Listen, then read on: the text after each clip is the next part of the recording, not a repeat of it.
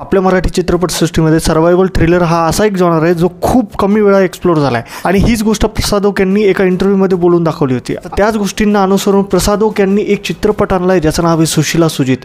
आज त्याच चित्रपटामध्ये आपल्याला काय दाखवलं गेलं आणि कसं दाखवलं गेले किंवा कशा प्रकारात आपल्या डोक्याचा भुगा करण्याचा प्रयत्न केला या सगळ्या गोष्टींवर सविस्तर चर्चा आपण आज करणार आहोत। मित्रांनो, शेवटपर्यंत माझ्यासोबत राहा, कुठेही जाऊ नका आणि मित्रांनो चॅनलला सबस्क्राईब करा। मित्रांनो, चॅनलला सबस्क्राईब करणं हे तुमच्यासाठी फ्री, त्या एका सबस्क्राईबने मला खूप मोठं प्रोत्साहन भेटतं, तर माझ्या प्रोत्साहनासाठी एक सबस्क्राईब नक्की करा। आज मी जे काही ते सगळं विचार करून आणि व्यवस्थित बोलणार आहे। तर मित्रांनो, चित्रपटाबद्दल खरं सांगायचं तर चित्रपट हा पहिल्या सीनपासून निराश करतो। चित्रपटात दाखवल्या कुठल्याही कॅरेक्टरसोबत आपण कनेक्ट करू शकत नाही। महत्त्वाची गोष्ट अशी की कॅरेक्टर बिल्डिंग हा एक सब्जेक्ट किंवा हा एक विषय जो कशा प्रकारे हाताळला गेला पाहिजे तो इथे त्याची खूप जास्त कमतरता दिसते।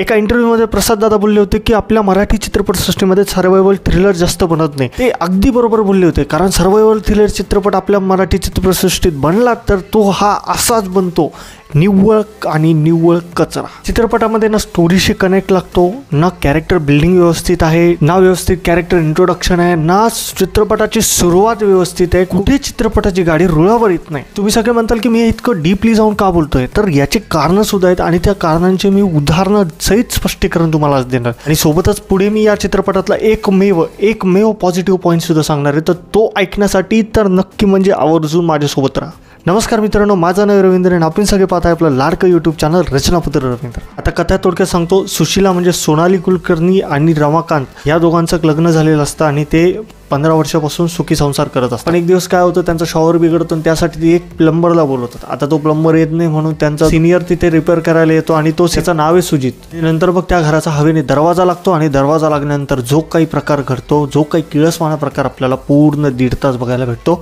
तर इतकं सगळं हेडेक झालेलं होतं, तर आता काय करू, एक एक करून गोष्टींवर बोलू, ठीक आहे, एक एक करून गोष्टींवर बोलू। आता काय होतं, रमाकांत थोडंसं शक्की दाखवलेलं आहे, म्हणजे ते डाऊट घेत असतात त्यांच्या बायकोवरती, ठीक आहे, त्याच्यावर सुद्धा मी डिटेलमध्ये बोलणार आहे, पण थोडासा हा किस्सा बघूया। तर त्यांना डाऊट घेणारा दाखवलं आहे, तर मला सांगा, तो त्याच्या बायकोला कंटिन्युअसली फोन करतो, ती उचलत नाही, ठीक आहे। तुम्ही एका सोसायटीमध्ये राहता, तुमची बायको फोन नाही उचलली, तर तुम्ही कंटिन्युअसली तुमच्या बायकोलाच फोन लावणार, दुसऱ्या कोणालाच फोन लावणार नाही, कुठेच प्रयत्न करणार नाही। शेजाऱ्याचा नंबर, सेक्रेटरीचा नंबर, गेला बाजार सेक्युरिटीचा नंबर जर असेल तुमच्याकडे, तुम्ही तो सुद्धा लावत नाही आणि तो लावला पण तेव्हा ज्यावेळेस पिक्चर शेवटावर आला होता। तुम्ही जगण्या मरण्याच्या सिच्युएशनवर फसलेले आहात, तुम्हाला काहीच कळत नाही आहे, तुमचे दारं बंद आहेत, सगळं काही बंद आहे, तुमचं डोकं चालत नाही आणि आउट ऑफ नोवेअर तुम्ही नॉटीसारखं गाणं करताय, लिटरली। नाही तुमच्या कॅरेक्टरचा, निदान आमच्या सिरियसनेसचा तरी विचार करायचा। इथे तुमचा प्लॉटच एस्टॅब्लिश झालेला नाही आणि तुम्ही हे सगळं दाखवताय, लिटरली। चित्रपटात जेवढा वेळ सिच्युएशनल कॉमेडी करण्याचा प्रयत्न केला, अक्षरशः तो फोर्सफुल वाटत होता, कुठेही स्मूथ वाटत नव्हता आणि महत्त्वाची गोष्ट, जेवढे कॉमिक पंचेस होते सगळे फेल जात होते, कुठेच हसू येत होतं। माझ्यासोबत जेवढे प्रेक्षक बसले होते अक्षरशः डोक्याला हात लावून बसलेले होते। चित्रपटात एक डायलॉग आहे ज्यात सुशीला सुजितला सांगते, मला असं वाटतं की आम्ही युगानुयुगे इथेच राहतोय। पण मित्रांनो, मला खरं सांगायचं की मला चित्रपट बघताना असं वाटत होतं मी स्वतः युगानुयुगे हा चित्रपट बघतोय, हा पुढेच जात नाही, हा सरतच नाही आहे। चित्रपटात रमाकांतच्या पात्राची अवस्था अक्षरशः दयनीय आणि किळसवाणी वाटत होती। ज्या प्रकारात त्याचं जे रायटिंग केलेलं आहे ना, अक्षरशः सांगतो मित्रांनो, मला स्वतःला लाज वाटत होती ते कॅरेक्टर बघताना की हे इतक्या खालच्या दर्जाचं कसं लिहू शकतात, कशी तुमची दिवाळखोरी तुम्ही अक्षरशः अशा कॅरेक्टर लिहिण्यात दाखवता किंवा कसं तुम्हाला सुचतं या गोष्टी दाखवण्याचं। मित्रांनो, खरं सांगतो, ही एक प्रकारची वैचारिक दिवाळखोरीशिवाय दुसरं काहीच नाही।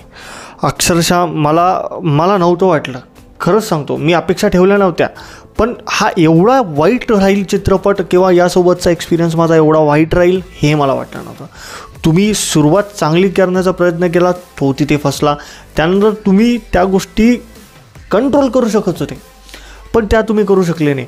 तुम्ही भावनांचे कंगोरे जाणून घेण्याचा प्रयत्न केला, त्यात तुम्ही फसलात। तुम्ही कॉमिक पंचेस आणण्याचा प्रयत्न केला, त्यात तुम्ही फसलात। तुम्ही सिच्युएशनल कॉमेडी करण्याचा प्रयत्न केला, त्यातही तुम्ही फसलात। तुम्ही शेवटचा ट्राय करून बघितला की कुणी मेल्यानंतर काही होतं का, दुर्दैव असं की त्यातही तुम्ही फसलात। परफॉर्मन्सेसबद्दल बोलायचं झालं तर मित्रांनो, चित्रपटात प्रमुख भूमिकेत आपल्याला दिसत आहेत स्वप्नील जोशी, सोनाली कुलकर्णी, सुनील तावडे, सोबतच प्रसाद ओक आणि अमृता खानविलकर। मित्रांनो, परफॉर्मन्सबद्दल बोलायचं तर अक्षरशः सांगतो, मला वीट आला होता अक्षरशः मला वीट आला होता. सोनाली कुलकर्णीने इतकं इरिटेट केलं, इतकं इरिटेट, पहिल्या सीनपासून ती बाई इरिटेट करत होती. इतकी मिचमिच किचकिच किचकिच किचकिच किचकिच करत होती की म्हटलं ही का शांत बसू शकत नाही आहे, हिचं कॅरेक्टर इतकं घाणेरडं का लिहिलं आहे. मला वाईट वाटतंय की चांगल्या कलाकारांकडून तुम्ही इतकं वाईट काम कसं काढून घेऊ शकता. खूप खूप वाईट गोष्ट. दुसरी गोष्ट, स्वप्नील जोशी, तुमचा हा चित्रपट होता, खूप अपेक्षा होत्या सगळ्यांना. कोणी ठेवत नसतील, मी तुमच्याकडून ठेवल्या होत्या, तुम्हीसुद्धा निराश केलं अक्षरशः. नाही आहे ना मराठी इंडस्ट्रीमध्ये सर्वायवलवाले चित्रपट, तर नसू द्या. असे चित्रपट येण्यापेक्षा नसलेले बरे. राहिली प्रसाद ओक यांची गोष्ट. प्रसाद ओकने करणे आपल्याकडे काय केलं आहे, कुठेच दिसत नाही प्रसाद ओक, कुठेच जाणवत नाही. बस या पलीकडे या व्यतिरिक्त दुसरं काहीच केलं नाही. अमृता खानवेलकर होतीच का, तिचं प्रयोजनच का होतं, का प्रयोजन होतं तिचं तुम्ही स्पष्ट आणि अक्षरशः तिला ट्रेलरमध्ये एक मिस्ट्री एंट्री दिली होती तुम्ही, आणि ती अक्षरशः अशीच काहीतरी वाया घालवली.